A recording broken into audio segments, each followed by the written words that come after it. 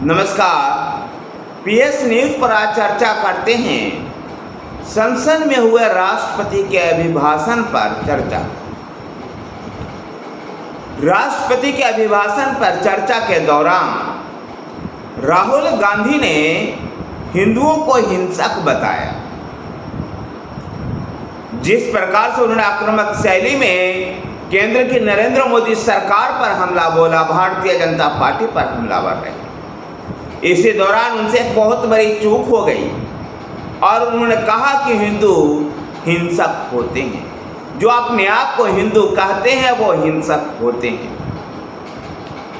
राहुल गांधी के मुंह से निकला ये शब्द के बाद प्रधानमंत्री नरेंद्र मोदी, अमित शाह, राजनाथ सिंह भी अपने सीट से खड़े होकर हो गए और नरेंद्र मोदी ने साफ तौर पर इस राहुल गांधी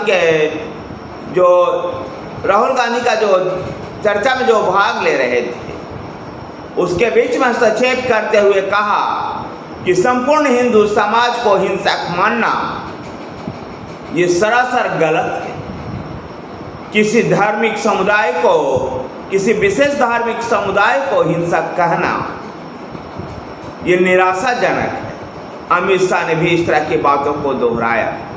कांग्रेस अध्यक्ष राहुल गांधी लोकसभा चुनाव के बाद लोकसभा में नेता प्रतिपक्ष हैं।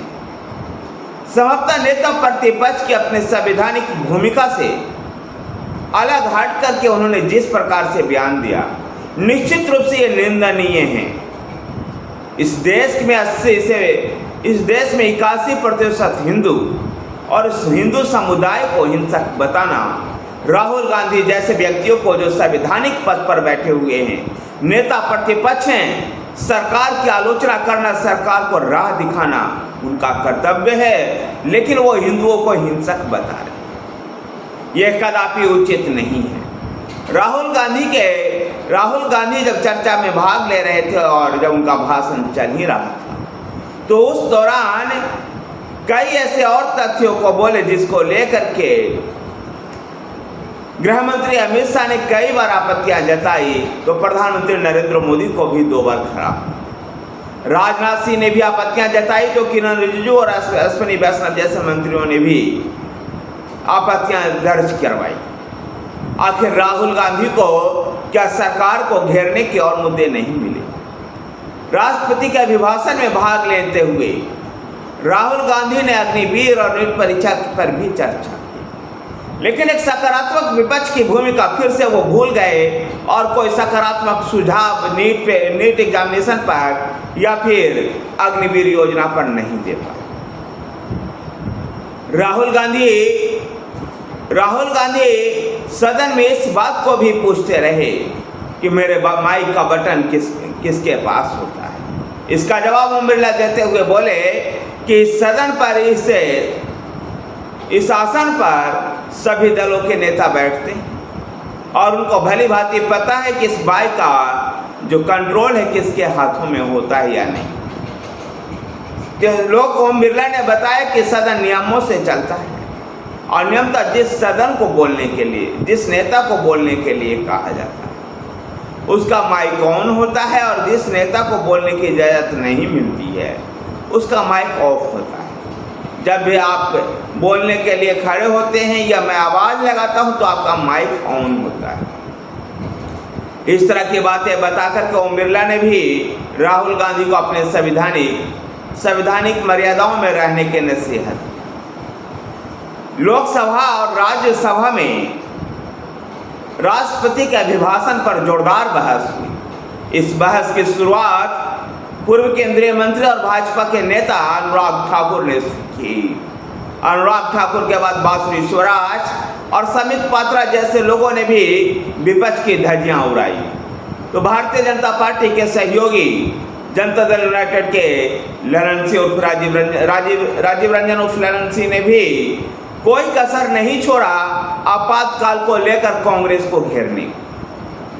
जिस प्रकार से कांग्रेस के सदस्य और तमाम विपक्ष के सदस्य संसद के पहले दिन संविधान की प्रतियां लेकर के सदन के अंदर आए थे, ऐसे में ललन सिंह ने सवाल पूछा कि कांग्रेस को क्या अधिकार है संविधान लेकर के इस तरह का प्रदर्शन करने का, जिसने संविधान की धज्जियां उड़ाने से कभी कोई बाज नहीं आई। इस तरह का वक्तव्य ललन सिंह ने सदन के अंदर। नवनिर्वाचित सदस्य बासुरी स्वराज और सविता पात्रा का भी लोकसभा में अभिभाषण बड़ा मजबूती के साथ सरकार का पक्ष रखने में कामयाब रहा। सदन के अंदर जिस प्रकार से राहुल गांधी ने सदन की मर्यादा लांघ करके एक इस तरह का वक्तव्य दिया जिसके जो निश्चित रूप से निंदनीय है, और भारतीय जनता पार्टी इसकी मांग कर रही थी सदन के अंदर कि राहुल गांधी इस चीज के लिए माफी मांगे। उधर राज्यसभा में भी मल्लिकार्जुन खड़गे आरएसएस के बारे में भी बहुत कुछ गलत बोले। जगदीप धनखड़ ने भी उनको टोका और उसके बाद मल्लिकार्जुन खड़गे ने माफी मांग ली। दरअसल लोकसभा चुनाव के बाद जिस प्रकार से इनकी 99 सीटें आई हैं, उसके बाद इनको खुशियां महसूस हो रही। सरकार की तरफ से संसद के अभिभाषण में पक्ष रखने वाले कई नेताओं ने इस ओर इशारा किया कि अगर वो 99 आकर के भी खुश हैं तो भगवान उनकी ऐसी खुशियां बारंबार दें। कांग्रेस भाजपा और सहयोगी दलों के वक्ताओं ने सरकार का बखूबी बखान करते हुए, सरकार के बखूबी बचाव करते हुए 2047 में विकसित भारत के संकल्पना को बार बार दोहराया।